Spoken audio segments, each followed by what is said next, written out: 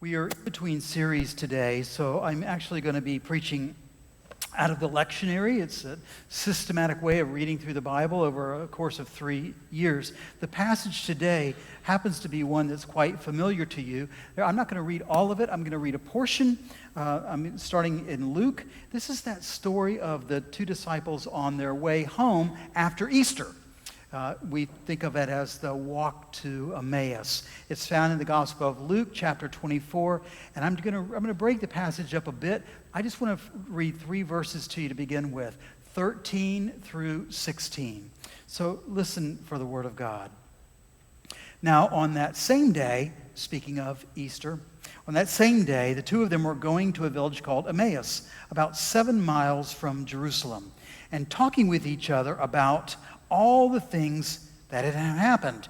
And while they're there and while they're talking and discussing, Jesus himself came near and went with them. But their eyes were kept from recognizing him. Now, the rest of that goes on to be how Jesus has a conversation with these fellows and basically explains the whole gospel story to them on the way.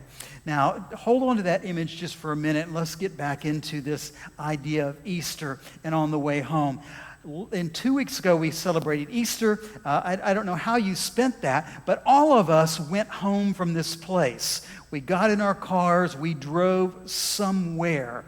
So if you attended Easter service 2 weeks ago, I wonder how you spent the rest of your day, and did anything particularly special occur on your, I'm going to call happily Easter afternoon?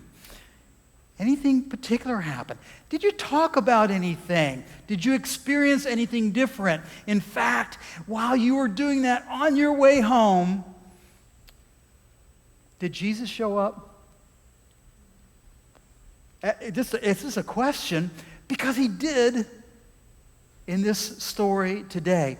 You know, this idea of Easter afternoons in the good old days usually meant gathering with your family, big meals. Many of us remember those kinds of things. Some may still do it. It's basically spending time in the company of friends and family and conversation. And according to a new book called The Great Emergence, it's about how Christianity is changing right now before our eyes. Phyllis Tickle talks about the fact of how Easter's changed for us, how in the old days it really was that sitting around. And she even talks about sitting with grandma on the front porch. Does anybody even have a front porch? A few of you, not really, so it's pretty hard to sit with grandma on it. It doesn't exist anymore. But she talks about sitting with grandma on the front porch, basically going over the Easter story. Sounds wonderful. Doesn't happen anymore, she says. Something's changed. So how does your happily Easter after that you experienced 2 weeks ago, how does it measure up? How does it compare with the story we just read about the two fellas going home from their Easter experience? I wonder if anything like this happened to you. I'm going to pick the story back up with verse 28. They've been with Jesus. They've been walking a while. They don't know who he is yet. And this happens. As they came near to the village which they were going, Jesus walked ahead of them, as if he were sort of going on. But the two urged him strongly, saying, "Stay with us. It's almost evening, and the day is nearly over." So Jesus went and he stayed with them. And while he was at table, he took bread.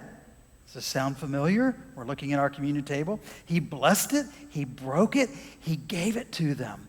Then their eyes were opened, and they recognized Jesus.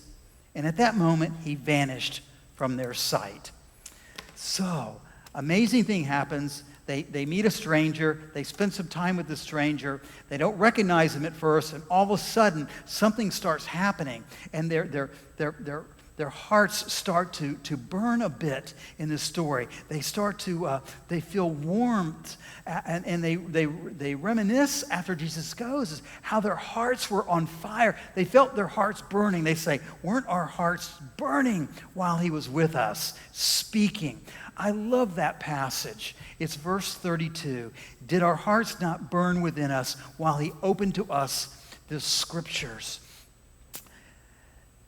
something happened on that afternoon, and whatever the something was, it caused a reaction. Maybe it's a physical one, maybe it was an emotional one, but there was something that went on with those two fellas. They felt they felt the burn. The word here in Greek is kaio. Don't worry about that word. It means fire. It means burn. It means to kindle, to ignite. It could be something like a strongly held feeling inside. That's how Luke is describing their response. The sort of feelings that were boiling up, that were kindling up inside of these two on the road. The reason I had Pat read the Exodus passage to you today, because that idea of burning, that fire that they were talking about, welling up in their hearts, exactly the same word that's used in that passage about Moses and the burning bush on fire. Whatever happened to that bush, whatever was causing it to be on fire, is similar to what they were experiencing, the two, on the walk to Emmaus. It's that kind of, goosebump feeling, God-filling, maybe a poor way to explain it is an adrenaline rush. Something amazing happened to them. So, how was your Easter? How was your Easter afternoon? Did anything like that kind of go on? You know, I'm going to be honest with you. Today is my day to tell you all kinds of stuff, honestly, from inside. So here you go. Always try to do that, but especially today. I can tell you that Jesus didn't come up alongside of us at the Broken Egg Cafe when we sat there waiting for our lunch after Easter. Okay, there were a lot of people in there. I didn't see him. Did he? Maybe he was visiting you. Was he visiting you? Maybe he was with you on your Easter afternoon, and that's why we somehow missed him. The reality is, he did come up alongside on Easter, but you have to recognize it. And it happened to me, believe it or not, in this worship, in this sanctuary, up against that back wall on Easter morning. I sat back there, and you know, we do all the planning for Easter, and we had this sacred dance team that had practiced, and they had choreographed on their own this whole dramatic way of unveiling, pulling the grave cloths off of all of the furniture, the chancel furniture, representing resurrection. And so I didn't have a role in all of that, so I got to be like you. I got to be a spectator. So I'm standing in the back, I'm leaning up against that back wall, and I'm watching these dancers, and I'm listening to the music, and I'm watching the dancers, and something began to happen with me. Somewhere in the midst of watching them, I began to get goosebumps. You know, goosebumps. Chill bumps, you call them chill bumps. Isn't it funny when you feel warm inside, you get chill bumps? I don't know how that works, but I was getting these feelings. Something was beginning to warm up inside of me. I was beginning to feel that bit of kaio, that bit of fire, that warming. Something was being ignited, and I didn't, at the time, I didn't know how to explain it. And it's so funny how the passages, the lection today is about this walk to Emmaus, because it really helped me focus down on my Easter experience.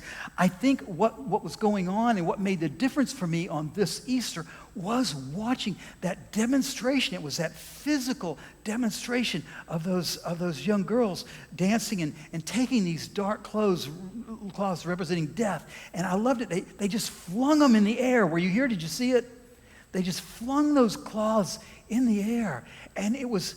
I think for me, it was as close as I get to making the whole resurrection story real.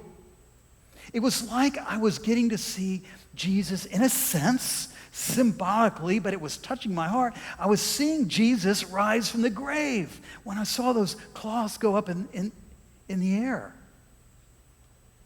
And I guess for me, it was the best personal picture that I could get of the actual resurrection, of Jesus actually lifting up out of the grave. Now, I don't know what you want to experience in worship. I don't know exactly. There's lots of you probably have a handful of things you want to have happen during this time we're together. But I think we long to feel some kind of warmth, some kind of kindling feeling getting ignited in our hearts. If not, you probably wouldn't be here. If that wasn't important to you, you probably wouldn't come to worship. So if Easter can ignite us like that, why don't more people come back? A little bit of room in here today, isn't there? There wasn't any Easter. It was packed. It's a question that pastors have been asking and church leaders have been seeking the answer to for years. And if you read my Messenger article, it just got mailed out. Some of you may have received it already. One of the answers is that people need a compelling reason to come. People just don't come to church just to come to church anymore. There needs to be a reason. They have to be able to get something from being there in order to come back. I think everyone's hearts need to feel warmth. I think we're created that way. We need that burning ignition of a living Christ in our lives. But it seems hard to get that. So what is it that triggers that spark? What is it that brings that heartwarming welling up inside of us? It's the question I asked after I leaned up against the wall for both of those Easter openings. So what makes a heartfelt warmth in you? You know, we talk about heartwarming, home-warming gifts. Something does it. It happens. What gives us what I experienced on Easter Sunday? And if you knew the answer to that question, would it cause you to seek a little bit more? I think the answer is pretty clear. The answer is the Jesus answer. You know, when you have children's sermons and you ask them questions, you know what they always say? The answer to whatever the question is, Jesus. What color is the sky? Jesus. What are you having for lunch? Jesus. You know, it's always Jesus. They're right. It's always Jesus. Jesus is the trigger to feeling that warmth. That idea of burn, that fire is connected to Jesus. But something delayed the process for the two on the walk to Emmaus. On that Easter afternoon, something kept them from getting there. Something kept them from recognizing the risen Jesus. You know, 3 times it happened that day, or within that span of resurrection appearances. 3 times people had trouble figuring out who Jesus was. You know, that's impossible. Certainly we would know who Jesus was. But here you have it in Luke. 2 of the disciples, this is part of the big group that stayed with Jesus. They had been with him. They didn't get it. They didn't recognize him. Mary at the tomb, she sees Jesus, thinks he's a what? Gardener. Thinks he's a gardener. Something's preventing these folks from recognizing. And then you have Peter on the beach. Remember Peter on the beach? And Jesus is there, and they end up having some fillets on the grill, and they recognize Jesus finally.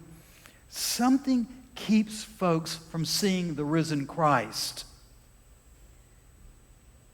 And that's something maybe at work for us too. So maybe we ought to look at this. What was it that caused them from recognizing Jesus, the risen Jesus, the real, alive, after death, risen Jesus? Verse 16 in the passage gives us a real clue to this about what was going on.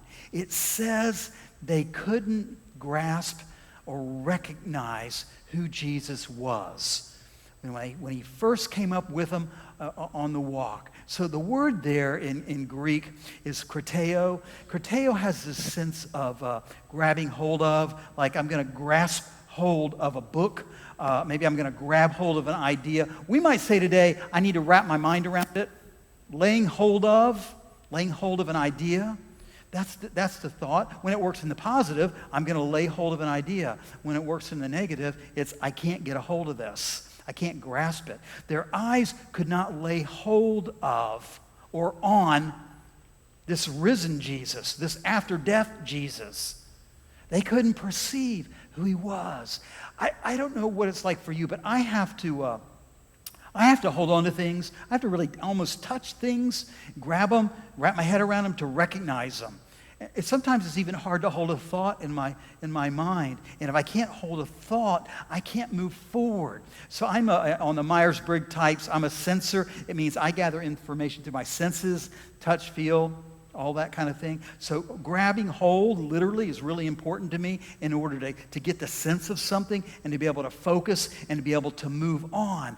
Because for me, maybe for you too, if I can't own it, kind of grab hold of it, so to speak, I can't use it. I can't be informed by it. It makes it very, very difficult.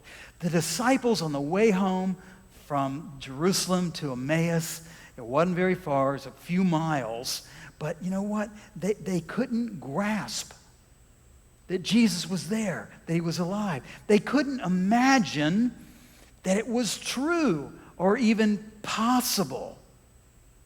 So when the unexpected, improbable happens, meaning Jesus shows up, they didn't recognize him. At least that's what I think part of what was going on. You go, this is impossible. How can it, if you traveled with Jesus for 3 years, 3.5 years, you went through so many trials and tribulations with him, how could you not possibly recognize his face? Right? How could this happen? This is why people read the Bible and go, how can this stuff be true? That doesn't make any sense. Why couldn't they recognize him? My family and I like to take little outings on Friday nights. It's our Friday out to eat night, and oftentimes, quite often, we'll drive to Mount Dora.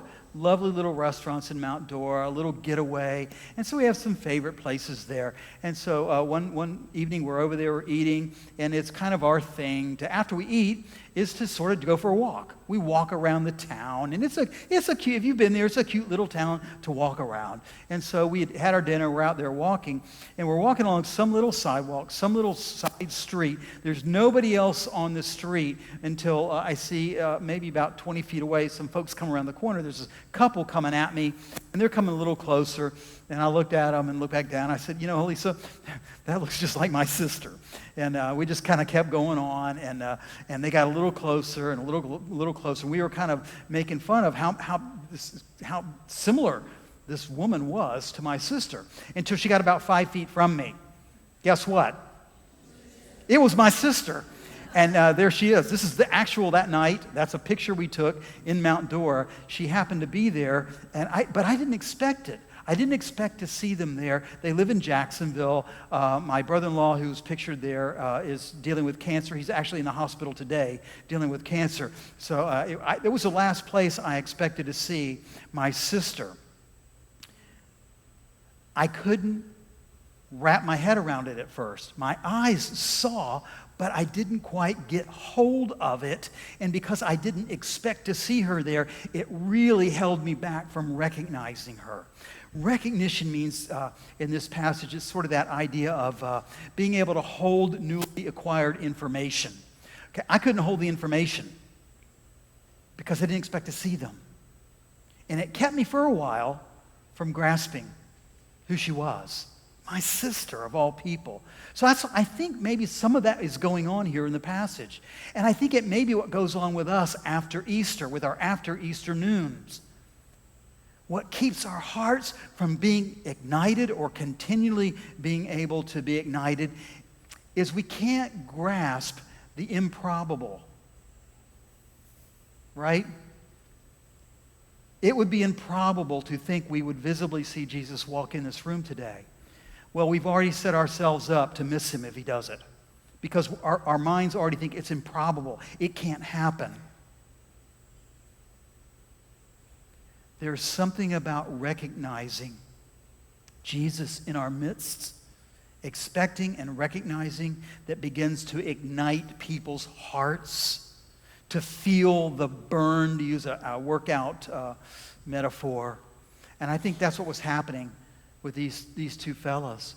once they got their heads around it, once they could hold on to, they could recognize, and they reminisced about their hearts burning inside of them. So if we want that, if you long, and you may not, but if you long to experience a present activity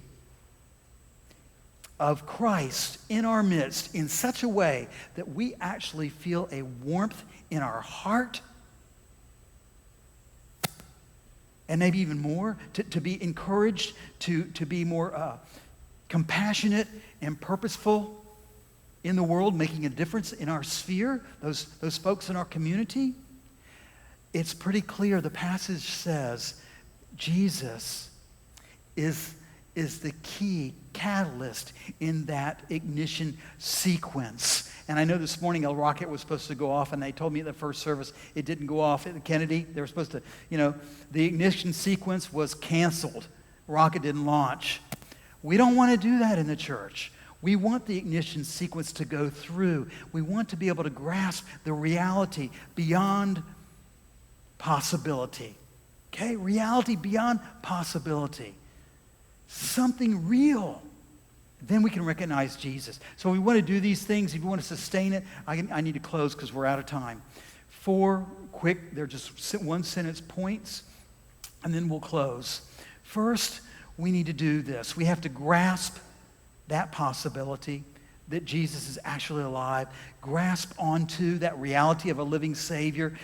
We have to imagine beyond Easter. It can't be just about Easter. It has to move on. 2, recognize and re-experience. I think those disciples were re-experiencing Jesus as if he was really there. He was doing things that they recognized that he did in the past, but he was doing them right in their present. So that story of God's love being present, recognize, re-experience. 3, there's a community dynamic here in this idea of heartwarming that only comes through the faith community. People don't want to come to church anymore. It's not the main thing in their lives. They need a compelling reason. Well, here's a big one. The fellowship of believers in Jesus, that's the spiritual dynamic that allows hearts to be warmed. It doesn't happen like this anywhere else. Only when we get together in this kind of worship. That's one reason Easter was so powerful. 4th and last one, seeing God work. When we see God doing his thing in Jesus, real activity, real recognition is possible. And you see Jesus among us. You see that he's alive today.